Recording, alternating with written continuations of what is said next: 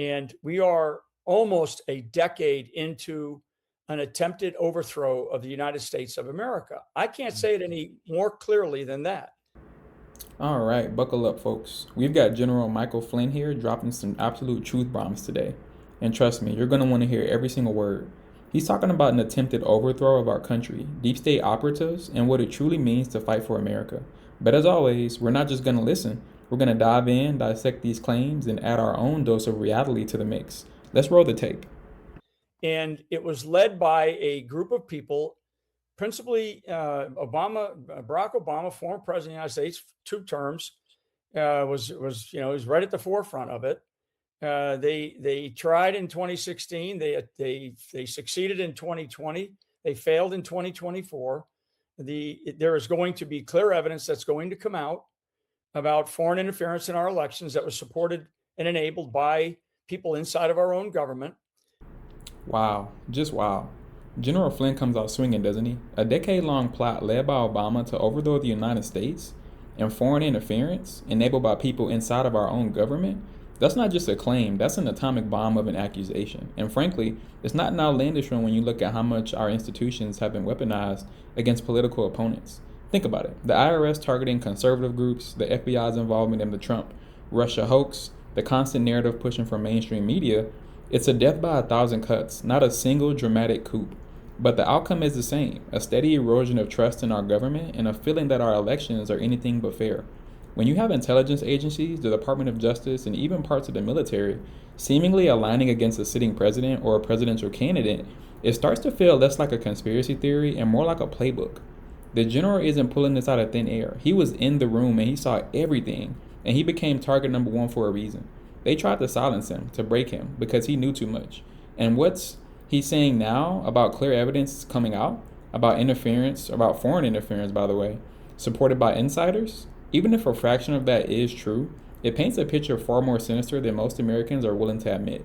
It's not just about winning elections anymore, it's about reclaiming the very foundations of our republic from those who would rather see it crumble than lose power. It's a stark reminder that the battle for America isn't just fought on the ballot, but in the shadows of power, where loyalty to country often takes a backseat to political ambition. The level and the depth of infiltration by foreign adversaries inside of the most important parts of our national security apparatus in our government is not a joke. It's not a theory. It is very real. It's been going on for a long time. I do believe that people like Kash Patel, Andrew Bailey, I guess is his name. I don't know him. Pam Bondi, and I would tell you the entire White House, the entire executive branch that Donald Trump put in is overwhelmed. They are overwhelmed, and they're overwhelmed by what John Solomon just laid out. And people can go look at his current article about all these 4 different things. I mean, we don't even hear about Ukraine and Russia anymore. We're barely hearing about Venezuela because Trump gets asked by it, and he says, "Yeah, we're working great with Delcy Rodriguez, who's basically running the same criminal cartel that Maduro ran." We're in the midst of a war in Iran, and God knows how long that's going to last. I've been very clear about how long these things last. It's unknown. At some point in time, President Trump's going to have to figure out what are the conditions for victory and declare it, and then say it and pretend like as though we actually achieved it. I'm at a place now in my life, and I'm also at a place now where we are in this country. We are still in the midst of this overthrow, Benny, and your audience needs to know it. And I'm not kidding. I'm not joking. I'm not a lightweight in this business.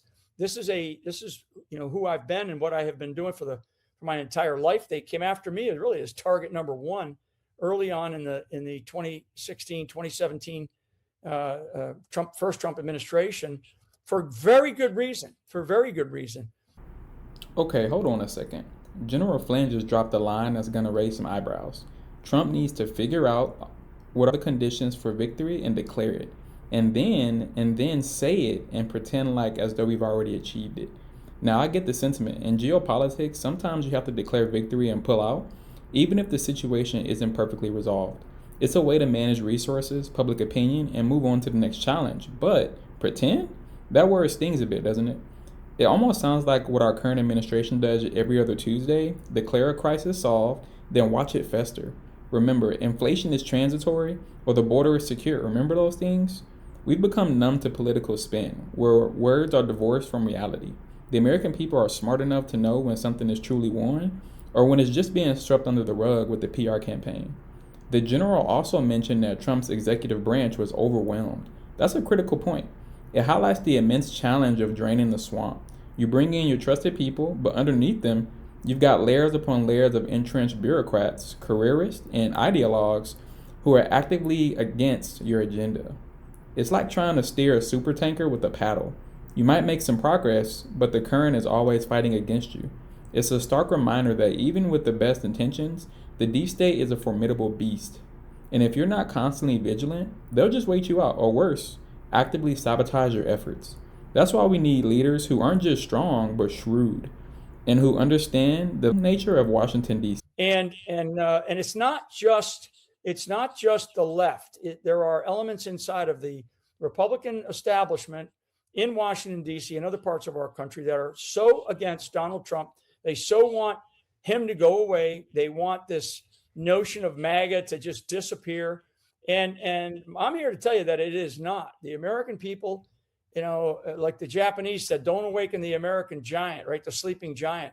Well, the American people, because of people like you, Benny, and others, there are other independent voices out there that have stood on the hilltops, the mountaintops, and have said, we're going to say what we believe needs to be said. We're going to bring people on our shows. We're going to promote these types of things. And the advent of social media, the advent of an expanded internet, artificial intelligence, we are not going to stand down from this overthrow, because it is very, very real. They're not done. And this is where Trump has to have, these moments of reflection, like Abraham Lincoln or many other presidents in the past when they were under really trying times. He's going to have silent moments of reflection, whether or not he, speaks to God Almighty or talks to a wall. But he's going to have these moments of reflection where he's going to have to say, what is it that I need to do as president of the United States that only I can do to be able to preserve the Constitution of the United States of America? Never mind protecting and defending it, but preserve it, because it is a very fragile experiment, as our founders taught us. And we are in a moment of history right now that I think if we don't cross some T's and dot some I's right now, never mind what John Solomon just said, but what we're doing over in the Middle East, what we're doing in Venezuela, Europe, but particularly right here at home, if we don't get this right, if we don't hold these people accountable, they will not go away, and they will come at us even harder. That's a chilling warning, isn't it? They will not go away, and they will come at us even harder. And General Flynn isn't talking about the obvious political opponents. He's talking about the elements within the Republican establishment who are just as determined to see Trump and the MAGA movement disappear. This isn't just a left-right battle anymore. It's a battle for the soul of the Republican Party itself, and arguably the soul of America. It's the ultimate betrayal, right? When the people you think are on your side are actually sharpening knives behind your back, it shows you the depth of the swamp. That it's not just one party, but a whole political class that benefits from the status quo. They don't want a disruptor. They want someone who plays by their rules, someone they can control. Flynn invokes the sleeping giant analogy, and he's right. The American people are waking up. Thanks to independent voices like Benny and others, the truth is getting out, bypassing the fake news media. We're seeing more clearly than ever that our constitutional republic is a fragile experiment, as our founders have definitely warned.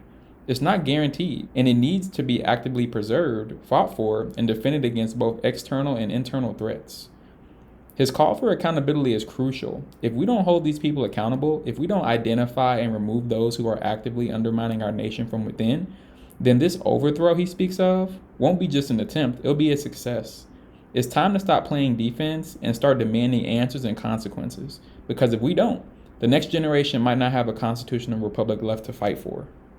And that's what I want Trump and his team to focus on. Because as I said earlier, and I'll get off my high horse, I do believe that there's a little bit of overwhelming going on here with some of the people that are running these organizations. Kash Patel, Pam Bondi.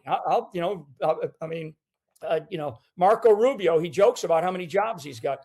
Pete Hegseth, Tulsi, all of them. Because below that layer, Benny, and for your audience, below that layer of these great talented people that President Trump put into these really important jobs, below that layer are a bunch of hardcore leftists, communists, whatever ism you want to use. And it's like 95%. There's very, very few people that are following Trump's agenda. They are not. Trump will sign an executive order. Those executive orders will not be adhered to. Hell, we can't even get the Republican Party, the Republican in the Senate or the House, certainly the Senate, to pass an ID check for our voting. I mean, that ought to tell everybody everything as how hard this is going to be. And this fight that we are waging internally, as Abraham Lincoln said, we're not going to die because of an overseas threat. We're going to die because of our own suicide. And he said that at the age of 28 years old. So that has not gone away. And now we are at a place in our history, in our nation's history, at our 250th year mark, where I want to be optimistic and I want to be, rose-colored glasses here, but we are being challenged. And, and guys like John Solomon, guys like you are projecting or letting us know about these things. Thank God that we have your voices, and there's other voices out there too. But without them, we'd be listening to the likes of CNN and the mainstream. That's right. And we call it mainstream media. It's a fake news media. So anyway. General, I know that you are up against a hard out, and I apologize that we have to cut this short. You're welcome to stay as long as you want, but just perhaps then a last question, if I only get one more. The raid in Maricopa County. You've done so much. John Solomon just broke some huge news saying that there's going to be news stories that will break soon that will switch the votes of senators on the SAVE Act and will change everything. Can you, and you've done so much work on this, and you worked with the president on it. I know you've flown around the world, and you've fortified the election here from being stolen and rigged in 2024. You don't get enough credit for that. What are they going to find in Fulton? What are they going to find in Maricopa? What is the big kahuna here? Yeah, I think we're going to find that there are people serving in Congress and serving in other state offices that didn't win those elections. So we have, just like Joe Biden. So we're going to find that they're going to find criminal activities, particularly in as they have in Fulton County and of course Maricopa County. But those are tactics of the broader strategy. But I think what we're going to find is we're going to be looking at the results, the real results, once we lay them out. And many of them have started to get laid out, particularly in Fulton County, because they're already down into the weeds of that. And we're going to see people that are serving in elected offices that were not elected. That's not a constitutional republic.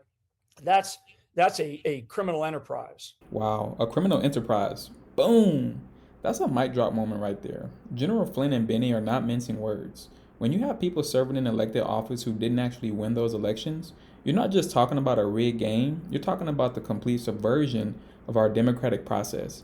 It's not a constitutional republic, it's a kleptocracy, plain and simple. And let's be real, the idea that 95% of hardcore leftists, communists, or whatever ism you want to use are embedded beneath the top layer of President Trump's appointees, that's not hyperbole. That's the reality of the administrative state.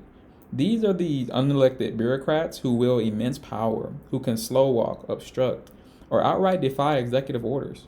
It's why something as basic as voter ID, a universally accepted practice in almost every other developed nation, can't even get through the Senate. They don't want fair elections. They want total control.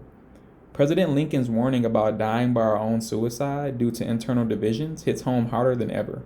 We're not facing an existential threat from some foreign power that wants to conquer our land. We're facing an existential threat from within, from those who would rather burn down the house than let anyone else live in it. The revelations coming out of places like Fulton and Maricopa counties aren't just about past elections. They're about the future of our electoral integrity. If we can't trust the results, if we can't hold these people accountable who cheat, then what exactly are we fighting for? It's a stark reminder that this isn't a game. It's a fight for the very soul of America. And frankly, it's about time we started treating it like that. Yes. Do you think Maduro is going to say anything on this, given that so much of the Venezuelan software, and I know you know this very, very well, was operated by his regime. Yep. Yeah. Short answer is yes. And there's others that they have in custody that are also divulging great amounts of information for the first time, because they now know that President Trump means business. I mean, so yes, I think we're already learning a lot of things, and I think that is driving some of the things that we are seeing the FBI, the Department of Justice, doing. And there you have it, folks. General Michael Flynn, a man who knows a thing or two about what's really going on behind the curtains, laying out the stakes for our nation. From a decade-long plot to internal sabotage in the fight for election integrity, his message is very clear. The battle is real, and it's happening right here, right now. This isn't just political theater. It's a fight for the very foundation of our constitutional republic. We need to stay vigilant, stay informed, and most importantly, stay engaged. Don't let the mainstream media tell you what to think. Do your own research, listen to independent voices, and demand accountability from those in power.